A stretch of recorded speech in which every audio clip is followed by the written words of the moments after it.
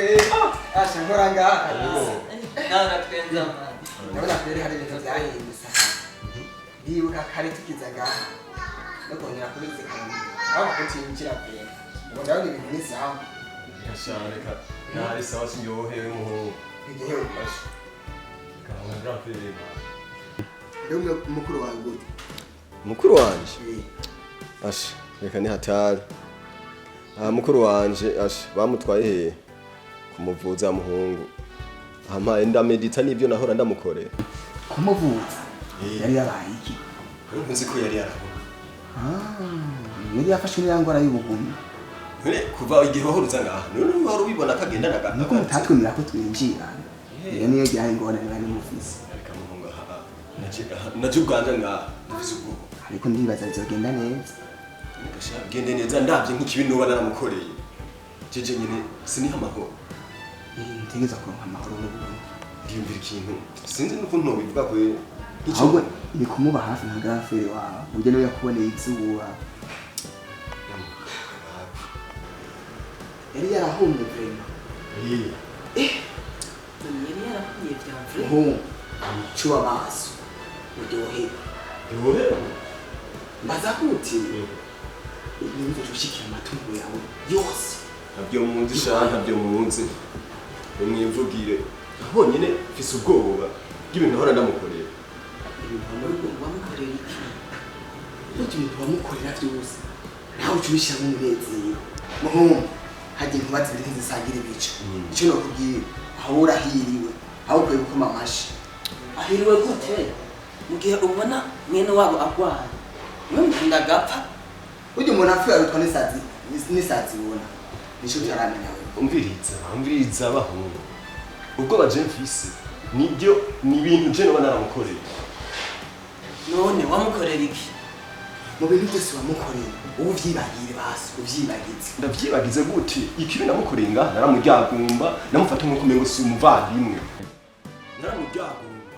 namufata nko kumengo si umuvandimwe kukibi namukorera vyema ashi naje sinzi nuko n'Imana yomparira ubu harize ubuhari mugabo warakoze iki wemera ikibi burya kuguharize ubuhari mugabo nawe urakwiye gukora iki nkuko wamye bwikora siko mugabo ibintu ukaja bigatora umuti ahubwo nkora ngaha ibintu nanjye nakane bwo wewe wari ndabwe mu bitaro ahubwo musaba imbabazi kuri irya byose wamukoreye usaba imbabazi imbabazi zama usaba imbabazi reka kwigira umuntu akijije we uramenya Imana jewe Imana ifashe wifashije Ego ifashe wifashije ariko amusaba imbabazi kuko inyuma y'izo mbabazi wowe ndazi usa nk'uwavume ku Mana kubera ikibi umuntu.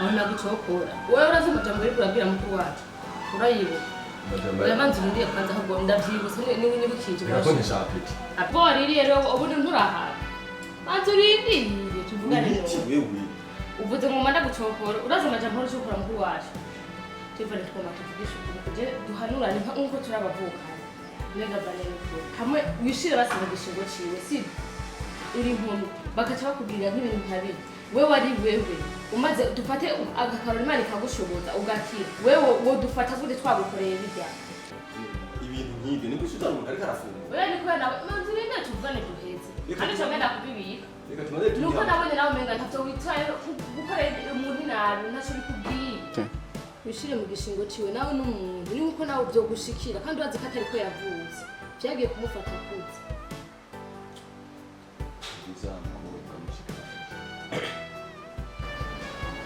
Ego ugenda bitahura mugabo si ugomba kushufatira. Bandongire ngeze gufungura. Ntabwo tubiganire. Cyangwa imbere ndanabiguhera kuko wantisha peti. Oya impamvu ndabibwiye tuko turakungura nuko ari cyo cyo kukigira ndabikubwiye uko twe twicaye hamwe dutekanye. Ingorane yo ufise uragayana. Niyo mpamvu nande ntashaka kugira kunduza kushaka kunyeka yuko ushoboye ngama n'uko. Genda kwishura nabi bivanye n'ukuntu bufata uwo tuvukana kurya. Nukwira babihanure kuko icyo ukoze njuyo uko zine ziragukurikira uko zinaje ukagukurikira sibo umuntu azobaja mu miji urabasi n'ufata neza wayo ni impumyi ndabona mugabo nakwemereye nta ngorane reka dufungure utadosubira ibyo byose wari umugira by'ukuri by'ukuri nemeye reka mfungure njye ntabwira none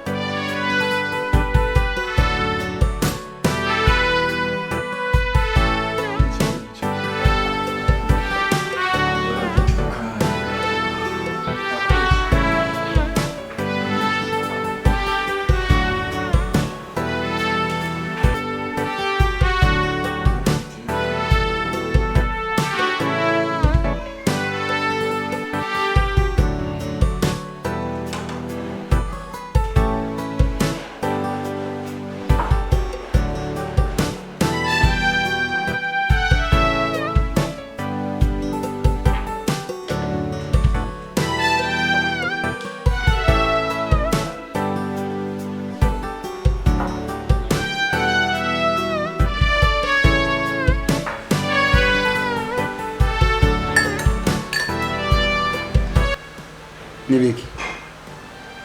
Eh? Cool.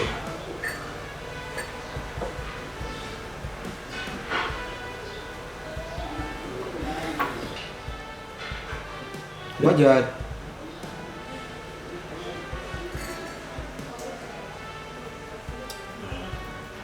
Nibiki? Dia. Diana. Sawa? Hai. Cari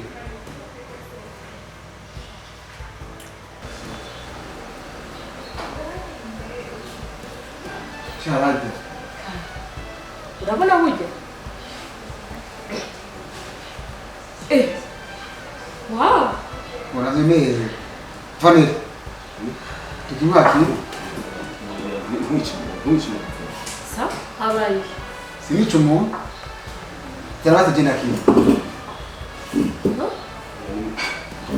Nere mucayigisha umuntu. Ibi bibaye bigaruke cyane. Vanille. Nada nagibiri mu mufuko. Nibikesha zimwe. Kintu kibi. Dada. Nawe ni isharo cishije ngo. Iyi manda kuza kwa yarafanye ngo mbiri. Kanje bwari buhinze. Bari weze gute kandi Imana yadufashije ukabubona. Ikibyo tugiye. Vanille nakubwiye ati ibyo ni mufuko bishire ngaha. Sister ntumbira amajambo yo ntara kintu kiri mu mufuko. None bwira yabuze atabibonye bazi. Hemi gicara. Oh yareka. Niko gapacho. Shira ngari ni mufuko. Shaka wakintu cyane. Ushaka wakinwa? Kubera ko nkakunda kiwa kandi ari cyane. Dada, ntashaka ko kinwa kubera azi ko azimo ibintu binyica. Ubwo rero ivyo biri mufuko bishire ngaha. Nta na kintu kiriyo fu. Wagize. Dada, stop. Koresha umwanya uteve pamdo. Oya prima imviriza muri abavandi baza kwishaka baza kwiga wica. Yakubwiye kuri ibyo bintu biri ku wazi. Prima tionge. Ntufatira aho. Nta kintu bagomba ngore. Ivyo biri mufuko rero. Bizana. Tama telefone. Oya no, reka kumviza amajambo y'ubu. None basi nimba tacyumiye ibirasi bishire. Mazuni. Kugira bihere bizane ngaha batubwireze twebwe nyine. Nta na kintu kiriyo sisa prima. None basi nimba tacyukura basutwereka imifuko ko bigaragara. Vanille koresha umwanya shira ngaha. Dada. Telefona pamdo.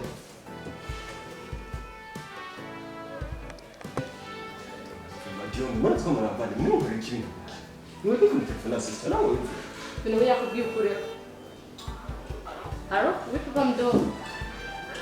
Turagukenemera akantu kabaye, utwigore nko kuri umuvyeyi wacu hashike wabukoze ubunyene. Sawa. None cyo nk'ibyo bikora yicive. Nigasha bakubariye uravyaha none ikindi ushaka nigiye. None bakubwiye reka nivyo bintu uraje. Ukaduhamagara kwa mdo aza twumvira. Ubiza. Muri bavandi mbona. Ne usaba ikigomba cyiki kandi wavuze gatana kimwe kuri umufuko.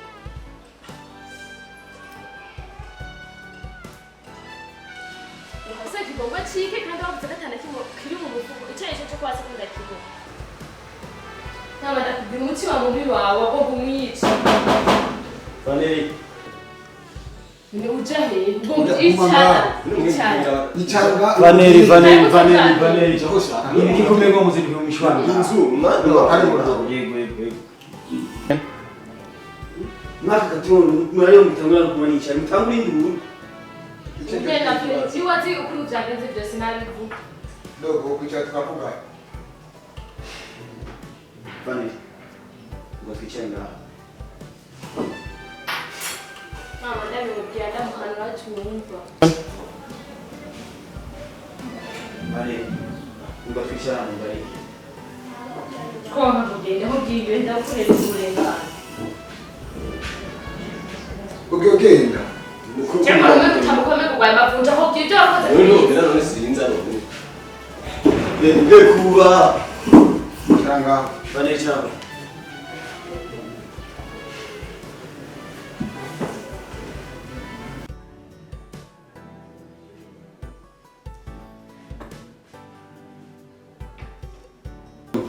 Oui. Mimi na Vanille niko mfi. Dogo. Ujya hari ibintu usanga bigoye gutahura. Bikaba no kumisha umuntu.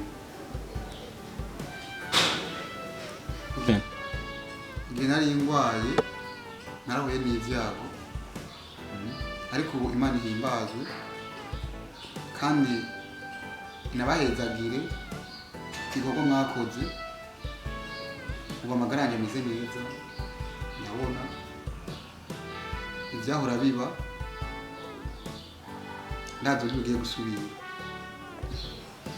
dogo uguhamagara ubwira Vanille akubwire ikintu waba ndamwagishije mu muryango ikintu waba ndamujyana nimba narigeze kumufata nabi kuri bukobwa kuko agomba kunyica Ntacu ndamuhora. Vaneri agira kwiki Cyuzi javuye kuri icayi. Hari nakwiye umufuko washira mu cayi arakoroga hamara amangome. Munganda kimana ndakimwe arana. Ndabona ngo ariko arakuresha. Kuva kare akiri imbunye nane ndamufata kenshi curo nyinshi hari ibintu yaramukorera mubabaza muhohoje. Naho bona cyane ibyo byashize mu mufuko nabikura yakure. None kutabikurayo. Bikura bibereye. Vaneri. Jewe ngaha papa wanjye. Urazi yuko papa wanjye yari mukuru wanjye nanjye. Ariko ntakihari. Ndi ngaha nkuko ni papa wanjye. Ivyo bintu bariko baravuga ni vy'ukuri cyangwa sivyo? ivyo bintu bavuga nivyo cyangwa sivyo akaba ari byo kora mu mfuko wonyene ushire ngaha atari uko ndaguce mu muryango Bigira ngo usike. bamutushira Bigira ngo bikimatse mu muryango. ubwo buntu bw'utuzi uri umuntu w'umusore tekurura turavyo bibiri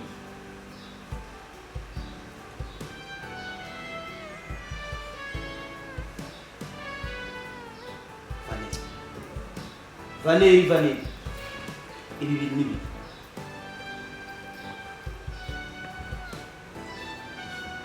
ibintu nibikiwe mu muryango Umutima w'ikidugo duko kuri hari.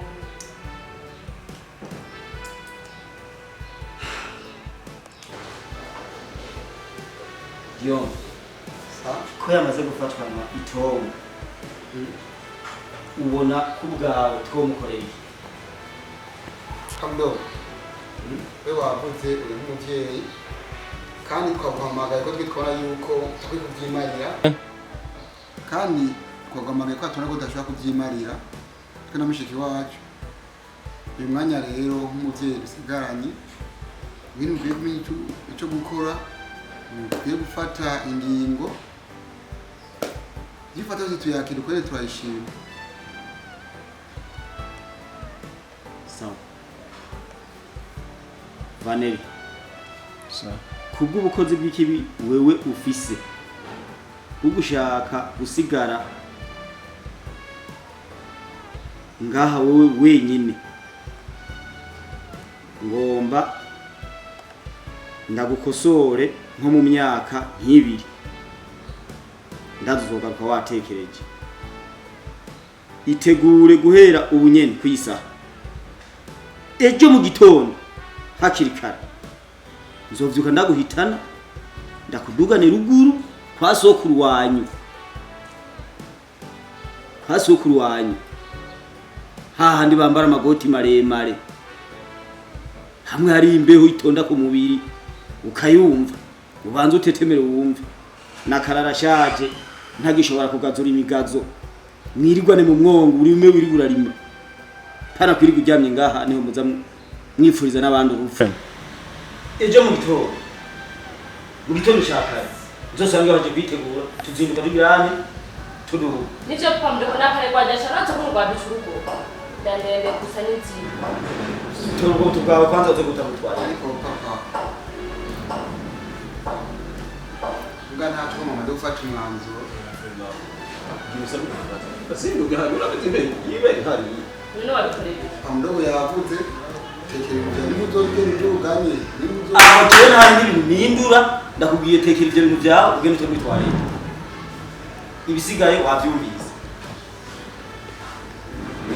Mama yigira ngo umuntu mu muryango.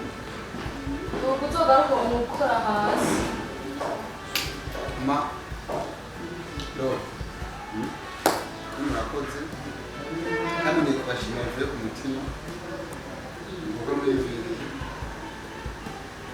mukambuza nagomba rero ko ndabasaba nk'abavyeyi nawe mbavyo kunda muduzi bive kw'ishuri bwanyu n'amashuri sawa sinitekereje cyiza cyane urabona igihe kiregereje kuza kwiyandikisha mu mashuri icyo gusaba ni ikintu kimwe mugira indero runtu uramwe musigaye ngana mushika mwenye ntimutumara amaze mu muryango uwo muhungu nubona ko yamaze gutumara amaze pe kandi ibintu bihereye ngaha